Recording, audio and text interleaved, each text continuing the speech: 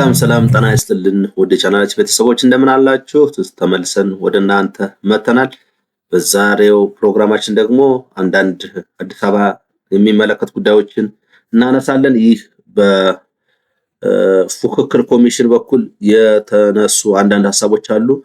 ያው የውሸት የምክክር ኮሚሽን እንደሆነ ይታወቃል። ብልጽግና አባላትና መሰሎቹ እዚያ ውስጥ ተሰግስገው ነገሮችን በሙሉ በእጅ ብልጫ እየወሰኑ እንደሆነ ተሰምቷል። እስኪ ዛሬ ደግሞ የአዲስ አበባን ጉዳይ ቅርቃር ውስጥ ያስገባው ከበላይ የመጣ ሀሳብ ነው በሚል የምክክር ኮሚሽኑን ምላሽስ ምን ይመስላል? እነዚህን ጉዳዮች በደንብ እናያለን ማለት ነው። አዲስ አበባ ከተማ እንግዲህ የምክክር ሂደቱ ዋና መነጋገሪያ አጀንዳ ከሆነች ሰነባብታለች። ለምክክር ከቀረቡ 8 ዋና ዋና አጀንዳዎች ውስጥ አንዱ በሆነው የፌዴራል ከተሞች ስር የተካተተው የአዲስ አበባ ጉዳይ የምክክሩን ሂደት የጎተተ ዋነኛ አጀንዳ መሆኑ ተነግሯል። በዚህ አጀንዳ ላይ ከሚመካከሩት አንዱ አስተያየት እንደሰጡት እስከ 250 ቡድን ላይ ባለው ምክክር ላይ ከሁሉም አጀንዳዎች በላይ ዘግይቶ በከፍተኛ ልዩነት ታጅቦ የተጠናቀቀው ይህ የአዲስ አበባ ከተማ ጉዳይ ነው። ይህን ያሉት ካናገርናቸው የምክክር ተሳታፊዎች መካከል አንዱ ናቸው። በሂደቱ ላይ በንቃት ይሳተፋሉ። ማንነታቸውን እንድንገልጽ ግን ያው አልፈቀዱልንም። እሳቸው እንደተናገሩት ምክክሩ በኢትዮጵያ ላሉ ችግሮች አንዳች መፍትሄና አስተዋጽኦ ሊያመጣ እንደሚችል ከፍተኛ ተስፋ ሰንቀው ነው ለመሳተፍ የወሰኑት የነበረው። ራሳቸው ከሚሳተፉበት የከተሞች አጀንዳ በተጨማሪ የሌሎች ቡድኖችን አጀንዳዎች በደንብ እንደሚከታተሉ ይገልጻሉ። 3 አጀንዳዎች ከፍተኛ ትኩረት የሳቡና ብዙ አጨቃጫቂ የነበሩ ቢሆንም የአዲስ አበባ ግን የተለየ ነው ሲሉ ተናግረዋል። እንግዲህ በምክክሩ ላይ ዋና አጀንዳ እንደመሆኗ አዲስ አበባ የብዙዎች የልብ ትርታ መሆኗ ይታወቃል። የሚዲያ ትኩረትም እሷ ጋር ላይ ነው። የፖለቲካ ፓርቲዎች በመግለጫቸው ከሚያነሷቸው ዋና ነጥቦችም አንዷ ነች ያሉት እነዚህ ታዛቢዎች የሀገራዊ ምክክር ዋነኛ አጀንዳ የአዲስ አበባ ጉዳይ ብቻ ሆኗል ሲሉ ተናግረዋል። አሁን 7 አጀንዳዎች መኖራቸው የተረሳ ይመስለኛል ያሉት ግለሰቡ 1 ወር ሊሞላን ነው፣ ነገር ግን ምንም ንቅንቅ ማለት አልተቻለም። አዲስ አበባ ጉዳይ ላይ የብልጽግና ሹማምንት በሙሉ እዚያ ነው የሚገኙት፣ ከፊት ለፊታችን ሆነው ማናገር እንዳንችል እያደረጉ ነው ሲሉም ተናግረዋል። እንዲሁም በተጨማሪ እንደሚሉት አዲስ አበባን ዋነኛ የምክክሩ አስኳል ያደረጋት አጨቃጫቂ ጉዳይ ከበላይ የመጣ ነው በሚል አዲስ አበባ የኦሮሚያ ክልላዊ መንግስት ርዕሰ ከተማ መሆኗን እውቅና የሚሰጥ ሐሳብ ለ500 ቡድን በሚላከው ቃለ ጉባኤ ውስጥ እንዲካተት መደረጉ አንደኛው አጨቃጫቂ ነው ተብሏል። ይህ ሐሳብ ከታች ጀምሮ በነበረው ምክክር ላይ በአጀንዳነት ያልነበረና ምክክር ያልተደረገበት መሆኑን አስረድተዋል። መጀመሪያ አካባቢ በ10 እና በ50 ቡድን ደረጃ በነበረው ምክክር አዲስ አበባ የማን ትሁን በሚለው ጉዳይ ላይ የፌዴራል ትሁን የኦሮሚያ ትሁን የሚል አማራጭ ሐሳብ ጎልቶ ወጥቶ እንደነበር የሚታወስ ነው።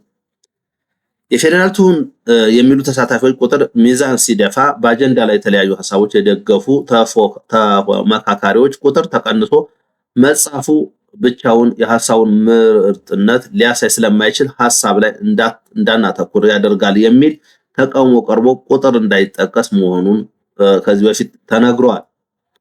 አብዛኞቹና የተወሰኑ በሚሉ መጠቀስ እንዳማራጭ ቀርቦ የነበረ ቢሆንም ይሄም በቁጥር ከመጥቀስ የተለየ አይደለም በሚል ተቃውሞ ተነስቶበት አማራጭ 1 አማራጭ 2 እየተባለ እንዲጠቀስ መሆኑ የሚታወቅ ነው። ያም ሆነ በ50 እስከ ተደራጀው ቡድን ድረስ የጎላ ልዩነት ሳይፈጠር ብዙ ጉዳዮች ላይ ተስማምተን ነበር ይላሉ እኒህ ታዛቢ።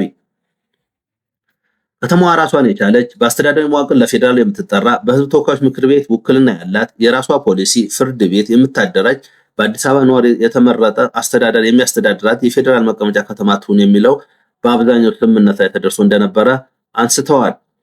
አከራካሪ ጉዳይ የተነሳው የዚህ ቃለ ጉባኤ ሲደራጅ ከላይ አካል የመጣ አዲስ ሐሳብ አለ የሚል ነበር። ቃለ ጉባኤ ውስጥ ቢገባ የሚል ሐሳብ እኛ ጋር መጣ። ይህ ከላይ መጣ የተባለው ሐሳብ ከታች ጀምሮ ያልመጣ አዲስ አበባ የኦሮሚያ ክልላዊ መንግስት ርዕሰ ከተማ መሆኗን እውቅና የሚሰጥ ነው የሚል ነው። ይህ በአብዛኞቹ ተወያዮች ዘንድ ቅሬታ ፈጠረ በማለት እኒህ ታዛቢ ያብራራሉ። እዚህ ጋር ነው እንግዲህ የብልጽግና ካድሪነት በግልጽ የታየው። እንዴት ተጨማሪ ወይም ከታች ጀምሮ ያልተወያዩበት ሐሳብ እንዴት መጨረሻ ላይ ሊመጣ ቻለ? የምክክር ኮሚሽኑም የድንግርግር ኮሚሽን የሚባለው ለዚህ ነው። ለአንድ ሳምንት ያህል ያጨቃጨቀው ይህ አጀንዳ ብቻ እንደነበር ያስታውሳሉ። ምክክር ሳይደረግበት ከላይ የመጣ ነው በሚል ሐሳቡ ለመድረክ የቀረበበት መንገድ ጭምር የተሳሳተ ነው ሲሉ ገልጸዋል። በአጀንዳው ላይ ማብራሪያ እንዲሰጡ የተመደቡ ባለሙያዎች የአንድ ወገን ፍላጎት የሚያንጸባርቁ ነበሩ ብለዋል። እንግዲህ ቅድም እንደነገርኳችሁ እነዚህ ባለሙያዎች እነማን ናቸው ከተባለ ከብልጽግና ሹማምንት የተመለመሉ ካድሬዎች መሆናቸውን ብዙዎች ይስማሙበታል። ለምሳሌ እዚህ ላይ እንጥቀስ።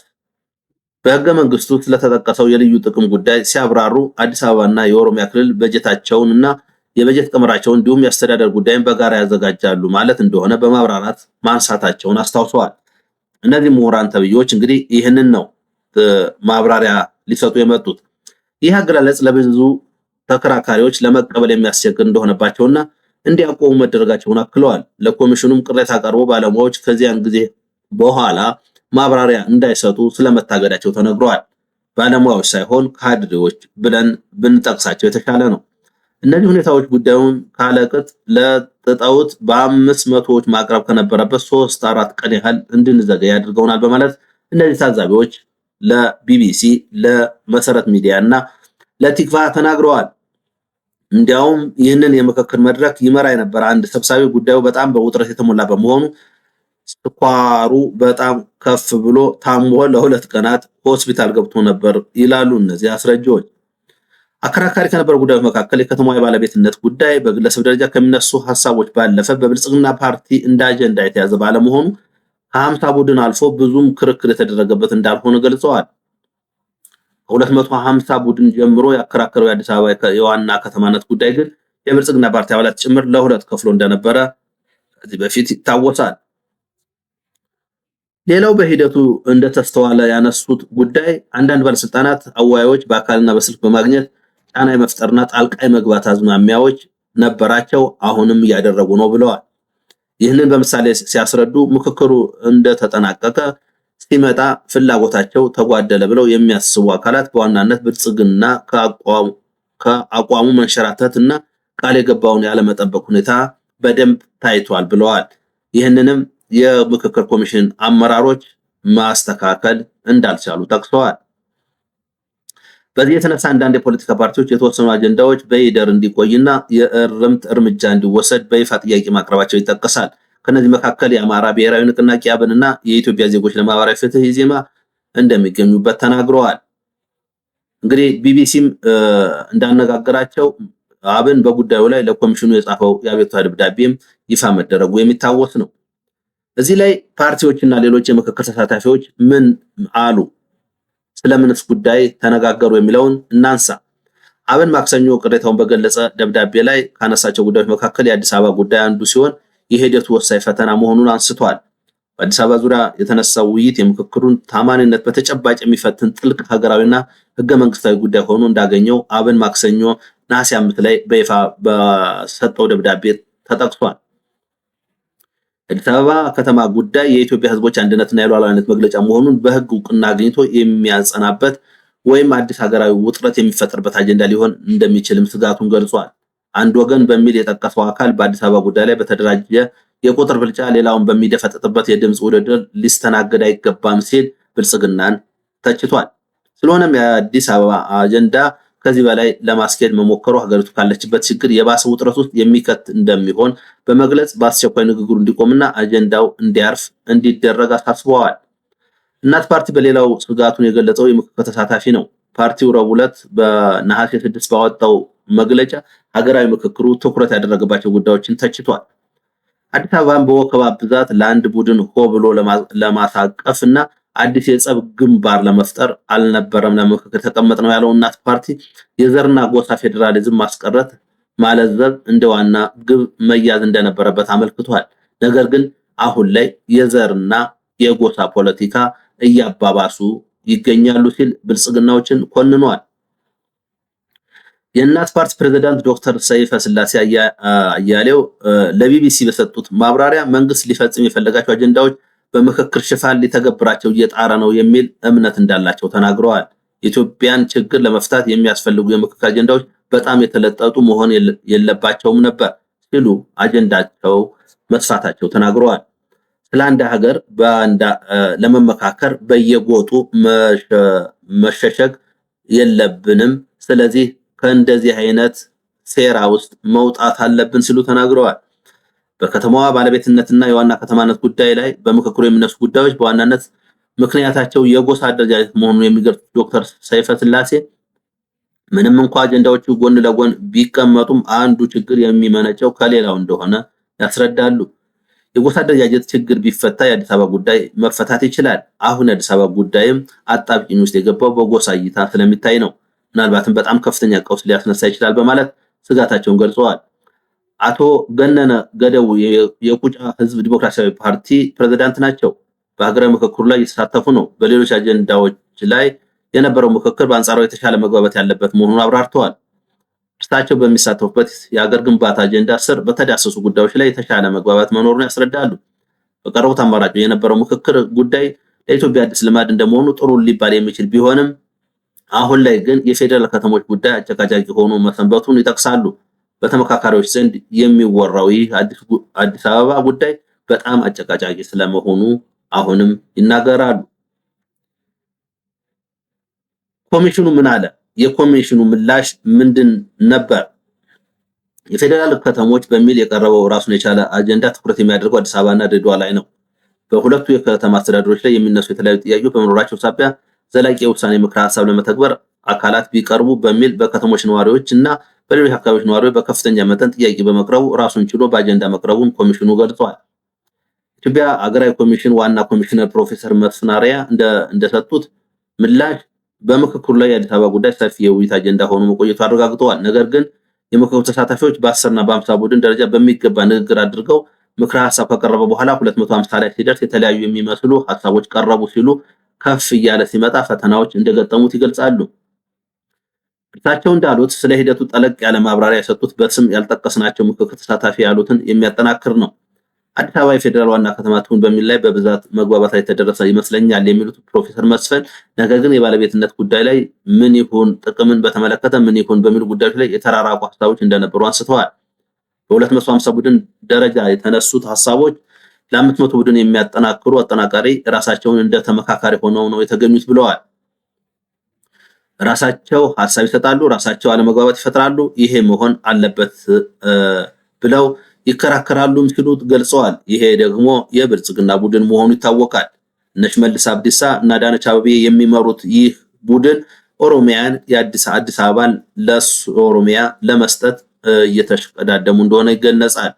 ይሄ ደግሞ ለቀጣይ የባሰ ኢትዮጵያን ችግር ውስጥ የሚከት መሆኑ ይታወቃል። ምክንያቱም ኢትዮጵያውያን የሰሯትን ከተማ ለግሌ የሚል ግለሰብ ወይም ቡድን ችግር አይፈጥርም ማለት አይቻልም። የሂደቱ ዓላማ እንዲከራከሩ ሳይሆን 500ዎች እንዲመካከሩበት ካሉ በኋላ የልዩነት ሀሳቦች እንኳን ቢኖሩ ተመካካሪው ወደ መሃል የሚያመጡት 500 መሆናቸውን አስረድተዋል። ብዙዎች የሚመስላቸው በዚህ ስብሰባ ላይ ተወስኖ አልቆለት አዲስ አበባ ለአንድ አካል እንደሚሰጥ ነው። በጭራሽ እንደዚህ አይደለም። በሂደቱ የውሳኔ ምክረ ሀሳብ ነው ሊሰጥ የሚችለው። እሱን 500 ናቸው። ከዚያ በኋላ ለ4,000 ጉባኤ ይቀርባል ብለዋል። አብን ባወጣው መግለጫ በምክክር ሂደቱ ላይ ያነሳቸው ጥያቄዎች ምላሽ ካላገኙ ከሂደቱ ሊወጣ እንደሚችል ገልጿል። ፕሮፌሰር መስፍን ግን ፓርቲው ይህንን ማለቱ ተችተዋል። ለኮሚሽኑ የሚቀርቡ ጉዳዮች በተመለከተ በዝርዝር እየገመገምን የሚስተካከለውን እያስተካከልን ነው እየሄድን ያለ ነው ሲሉ ተናግረዋል። ከፖለቲካ ፓርቲዎችም ሆነ ከሌሎች አካላት ቅሬታ ሲቀርብ በመነጋገር መፍትሄ እየተሰጠ መቀጠሉን በአጽንኦት ገልጸዋል። ወደ ምክክር የመጣነው ነገሮችን እስከ መጨረሻው ለማብላላት ነው። መጨረሻ ላይ ውሳኔ የሚሰጡት 500ዎች እንጂ የተወሰነ አካል አይደለም በማለት ለሚነሱት ቅሬታዎች መልስ ሰጥተዋል። የፓርቲውን እርምጃ የምክክር ሂደቱን በሚገባ ባለመገንዘብ ወይም አላግባብ ጫና ለመፍጠር የተደረገ እንደሆነ የሚገልጹት በተመካካሪዎች መካከል አንዳንዴ መዘላለፍ ማጋጥሞናል ያሉት ፕሮፌሰር መስፍን ይህ ከምክክሩ የስነ ምግባር መመሪያ ጋር የማይጣጣም ቢሆንም ያለውን ስሜት በመረዳት አለመረጋጋት እንዳይፈጠር በተቻለ መጠን በጥበብ ነው እየመራን ያለ ነው ሲሉ ተናግረዋል። ከባለስልጣናት ጣልቃ ገብነት ጋር በተገናኘ ለተነሳው ቅሬታ በሰጡት ምላሽ ርዕሰ መስተዳድሮችና የከተማ ከንቲባ በተለያየ ቡድኖች መሃል እየገቡ መታዘብና ማዳመጥ እንደሚችሉ ተናግረዋል። ለዚህ ምክንያት ባለስልጣናቱ የክልላቸውን አንዳንዶች የፌዴራሉን መንግስት ወክለው የመጡ እንደመሆናቸው ኃላፊነት ስላለባቸው ነው። ይሁን እንጂ አስተያየት የሚሰጡት ግራ ግን ራሳቸውን በተመካካሪነት በሚሳተፉበት አጀንዳ ላይ ብቻ እንደሆነ ነው ያስረዱት። ባለስልጣናት በሂደት ላይ ተጽዕኖ ለማሳደር እየሞከሩ እንደሆነ ከዚህ ቀደምም ክሶች ቀርበው ድርጊቱ በመተቸት ባለስልጣናት በመሰል ተግባር እንዳይሳተፉ ፕሮፌሰር መስፍን አሳስበን ነበር ብለዋል።